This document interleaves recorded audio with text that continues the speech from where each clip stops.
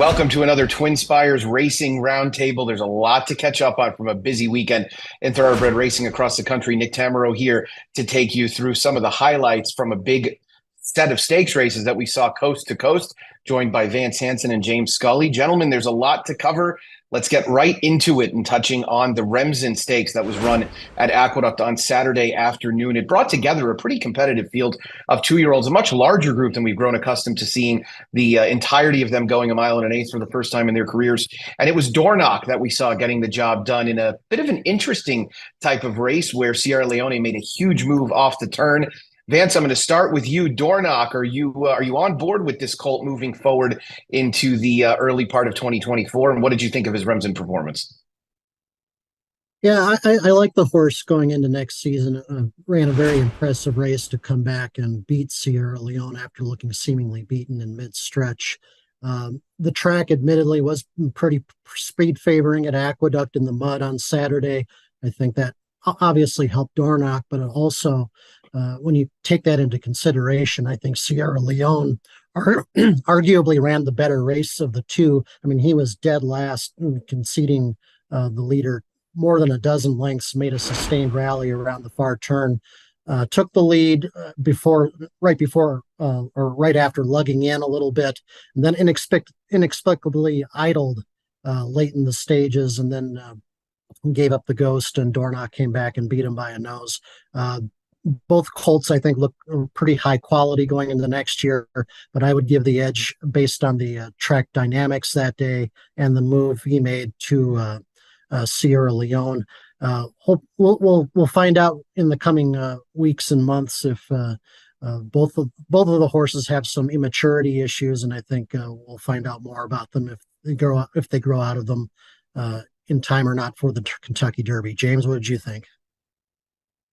Well, I thought the stretch drive of the Remsen left something to be desired, and I thought the Demoiselle winner had everything her own way on the best part of the track. Now, with that being said, Dornoch and Sierra Leone and Demoiselle winner Life Talk are all remain promising prospects. I think we'll learn about, whether they're legitimate Derby and Oaks types in their prep races next year. But that's not the kind of race I want to see. At least the Remsen isn't, for sure. I mean, Dornoch did not switch leads on cue and upper stretch, drift in and hit the rail and lost momentum. And he's not going to get away with that crud moving forward. He's got to continue to mature and develop as such. And Sierra Leone, I mean, I don't know why he can't keep contact with the field. I was a little dismayed by how far back he was. It wasn't off track. It was his second start. Maybe he'll, show a little bit more ability positional wise in upcoming races.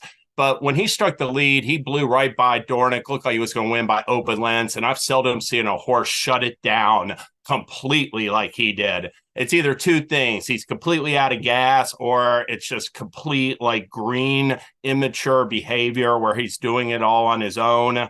We'll find out moving forward, but I'm not buying any of those three horses off of those races Saturday, Nick. Yeah, interesting. I think there's a couple of things I just wanted to touch on and get your respective opinions. One of the things that you mentioned, James, is that this was Sierra Leone's only his second start. And I mean, in all likelihood, he has a lot of room to move forward. The interesting thing about this crop, though, I guess we saw a little bit of this around a year ago when a horse named WHNL won the Remsen, which was that we knew we were dealing with a really good presumptive two-year-old champion in Forte. And we kind of know the same thing about this year because both Fierceness and a couple of his vanquished rivals from the Breeders' Cup Juvenile look very good and look very promising. So it might just be a question of these horses have a lot of catching up to do in order to get there. Are you willing to say perhaps something as simple as maybe a set of blinkers or just a little bit of experience? And presumably in his first start of 2024, could you potentially see enough from Sierra Leone to maybe walk that back a little bit and give him a little bit more opportunity? Absolutely. And now, with that being said, I mean, Danny Gargan even said it after the race. This horse needs racing. He needs experience. And the fact of the matter is, I mean, there's we got 6 months till the Derby. There's plenty of time for three starts. But since he's a stakes winner at 2, There's no chance he'll run in 3 preps. He'll only have 2 more starts. Maybe that will be enough, and the time between now and the spring will be enough for him to mentally move forward. But with Sierra Leone, he did that a little bit in his first race too, where he shut it down upon hitting the lead. So I'm more inclined to say that he just shut things down when he got about a length in front of Dornick in the stretch, and he can move forward significantly as a 3-year-old. Yeah, I can see the same thing. Vance, you mentioned the track profile at Aqueduct on Saturday. Do you feel, and this is just part of a general handicapping conversation, are you willing to say, which I guess do you favor, the idea that Sierra Leone was squarely against the track profile, or that maybe with the help of the racetrack, Dornoch did set a pretty strong pace and put away his pace rival? Which one of the two would you find yourself, which opinion would you find yourself leaning towards?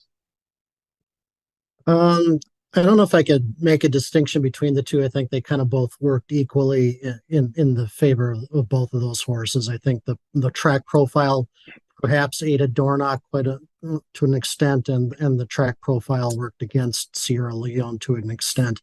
One other thing I would mention about Dornoch, obviously he is a full brother to this year's Derby winner Mage. So and the dam is obviously throwing some very quality runners so far in her produce career.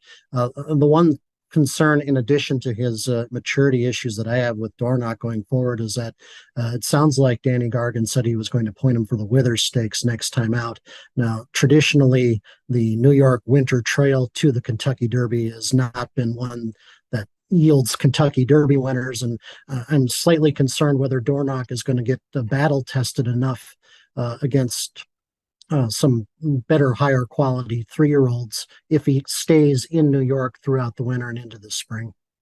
I think that's interesting a good thing. Oh, yeah, go ahead. I think that's a great point, because that he's basically saying he'd rather run him at 1 1/8 a little bit and in New York, and the Withers is in February, whereby he might be looking at a 2-race campaign where they're both 1 1/8 preps. Nick, the Fountain of Youth running a 1 1/16 at that short stretch at Gulfstream.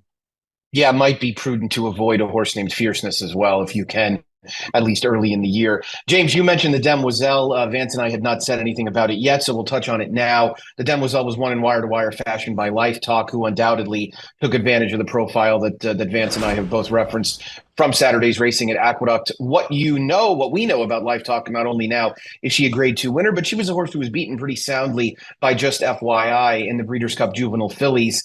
I felt like, if nothing else, this actually made me feel better about the Breeders' Cup Juvenile Fillies form. Did you think anything along those lines, Vance? And what was your takeaway from Life Talk's win? Yeah, I'd agree with that. It flatters Just FYI for sure. Todd Pletcher after the race said this filly, or he was always expecting this filly to be better with distance, and that could certainly be the case. I mean, he had Malathot and he had Nest win both the Demoiselle and go on to win champion 3-year-old filly honors. So I think this filly's got plenty of upside. She still has a gap to make up against some of the competition she lost to earlier in the fall. And yes, she did take advantage of the bias at Aqueduct on Saturday, but she was also a very heavy favorite there. So that's something also to keep in mind. James, you were a little down on Life Talk. Any additional comments on that performance? Well, I mean, I agree with the points you and Vance just made. I will say, though, I was surprised by how, it looked like Irab was only a jockey pushing their mount when they broke from the starting gate, and he got to the lead through she got to the lead through pretty soft fractions. So I don't think she's going to be running like that in the future. And one issue in both the Frizette and the Breeders' Cup Juvenile Fillies is she's making a little bit of a run where she basically just, you could say, hung. Maybe she didn't have enough to offer, etc. So I think her run style will be a little bit different moving forward. James, I will not take the bait and comment on how jockeys rode the Demoiselle. So moving on to a couple of other spots that we wanted to touch on from the weekend. Then those came out west at Del Mar, where we saw the final 2 Grade 1s of the meet that were the Hollywood Derby on Saturday afternoon and the Matriarch on Sunday afternoon, both won by Chad Brown trainees, both the Klarovich Stables color bearers. The first of which was Program Trading, who got his second Grade 1 of 2023, winning the Hollywood Derby. Did so holding off Webslinger, who he's now held off twice and who seems to run second or third in just about every start. Guys, what do you think of Program Trading, and what about his prospects in 2024? Vance, you first. Program Trading has obviously done little wrong.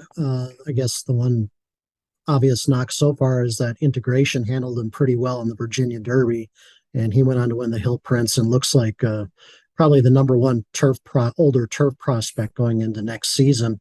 And maybe if you want to nitpick, there doesn't seem to be a whole lot separating Program Trading and Webslinger, and I kind of question whether Webslinger is going to be a top tier turf male next season.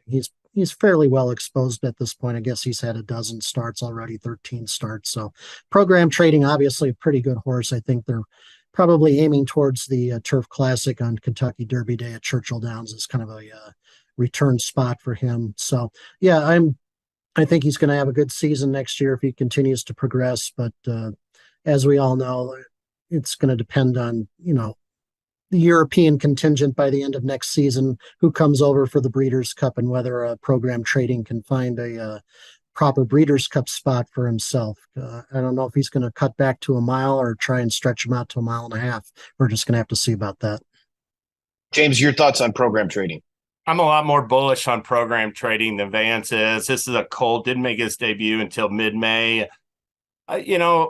He won that Belmont Derby on the front end. I mean, he got the right trip in that race. I thought, he offered a nice turn of foot in the Virginia Derby, got run down by a better horse that day, but I thought he was even more sharp in the Hollywood Derby. I loved how he settled. I loved the turn of foot he showed, rallying from off the pace on Saturday.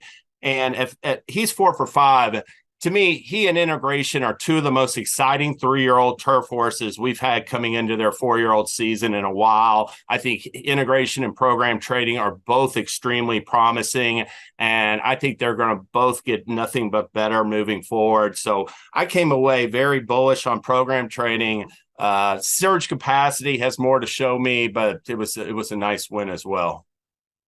Fourth time Chad Brown has won the Hollywood Derby. What the other three all have in common is they subsequently won at least one Grade 1. That includes Domestic Spending, who got the job done back in 2020. Speaking of Chad Brown, and moving on to Sunday's featured event, the Grade 1 Matriarch, Chad had 4 runners in the Matriarch, and he was pretty easy to spot where they finished. 1, 2, 3, 4 with Surge Capacity, the 3-year-old filly, getting the job done.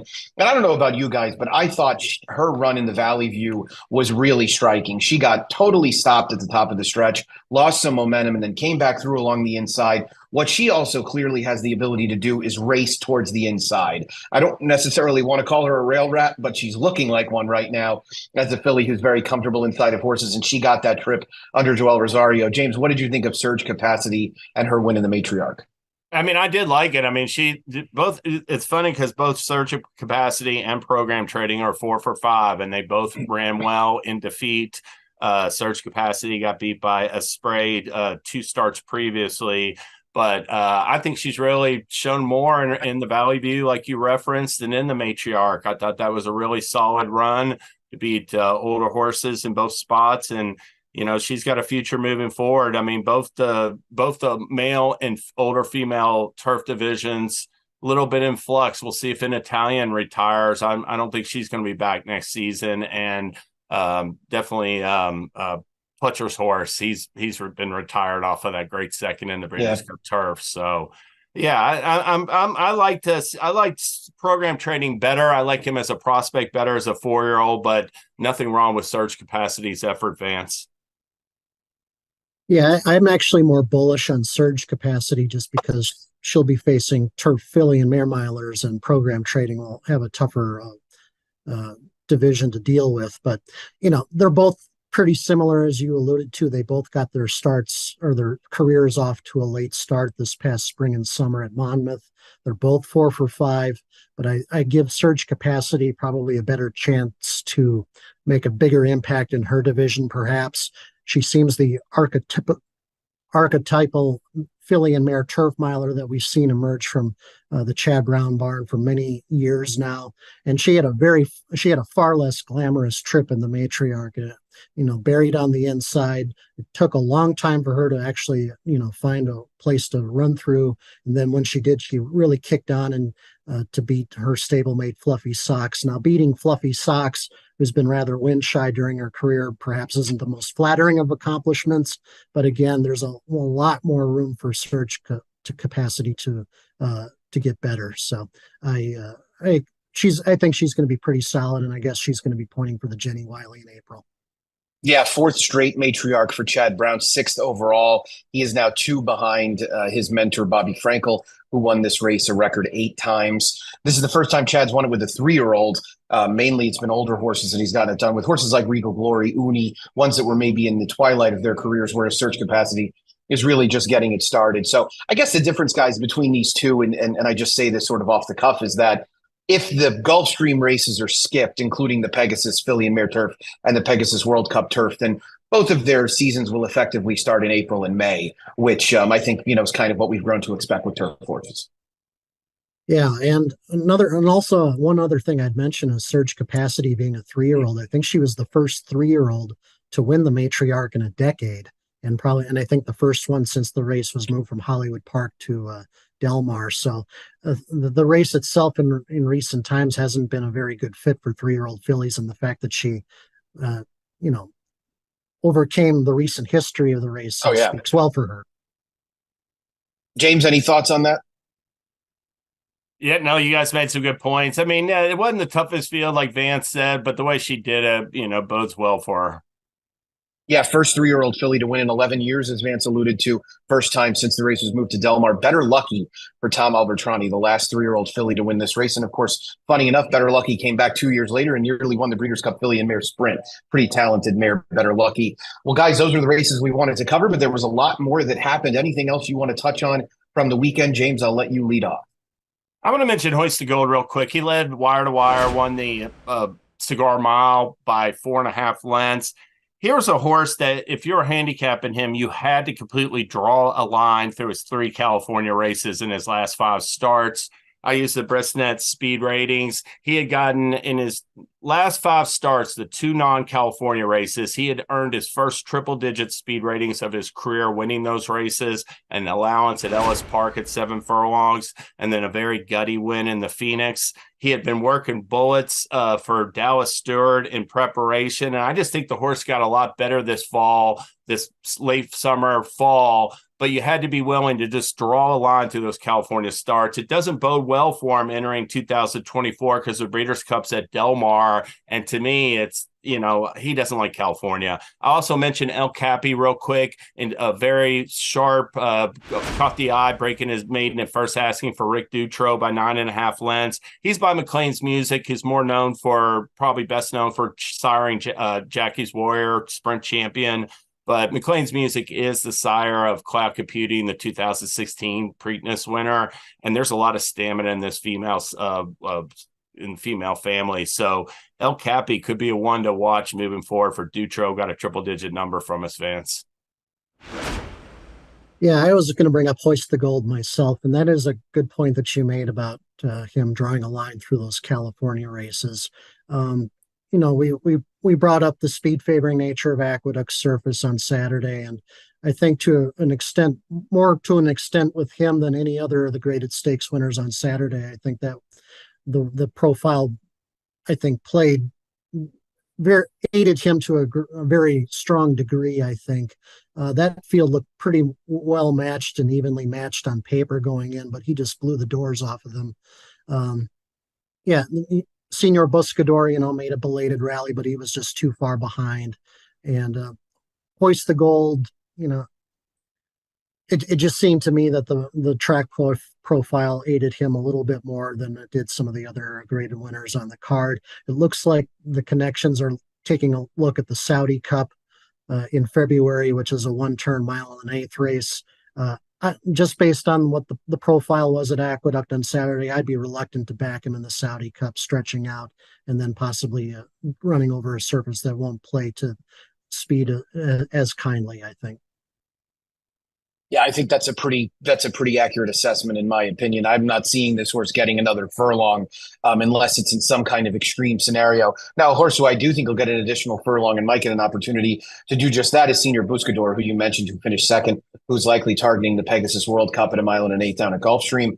But he's a horse with a big one-run closing style. I mean, look, he's always going to be at the mercy of the pace, but a good hard-trying horse like him in a handicap division that might not necessarily be particularly strong next year, I could see a grade 2 out there with Senor Buscador's name on it. He's already a graded stake winner, having taken the San Diego in 2023. None of us, we didn't bring up the Cigar Mile. Of course, I think all of us had in our own notes to bring it up during our additional portion of the conversation. One thing I did want to say about Hoist the Gold, and congratulations to the connections. I love the job done by Dallas Stewart and specifically John Velasquez to really take full advantage of that horse's early speed. And you know, a lot of us harp on it over and over. When you have a horse with speed, you're talking about dirt racing, use it. Right? Use it or lose it. Because if you don't use it, you're never going to find out what could happen. This is a horse that I think if you told any one of us 6 months ago, hey, this guy's going to go wire to wire in the Cigar Mile and speed favoring fast track or not, he's going to go a 45, sub 45 half, we would have laughed. So good for them to really figure out what unlocked this horse and hopefully some decent enough days ahead. Guys, any closing thoughts to end this racing roundtable? Vance, you first. None for me. I'll pass it along to James here. I'm excited to see Oaklawn open on Friday. I look forward to these tracks opening. I enjoyed seeing Turfway. I've been following their races, turf racing back at Gulfstream. We got Oaklawn on this Friday. And then, of course, day after Christmas will be a big day for racing as well at Santa Anita. So that's sort of what I'm looking forward to coming up, Nick. Very much Horse Players Christmas, December 26th, and Oaklawn gets started on Friday. Be sure to follow along and play at TwinSpires.com. Gentlemen, thanks so much. For James Scully and Vance Hansen, Nick Tamaro here. Until next time, best of luck.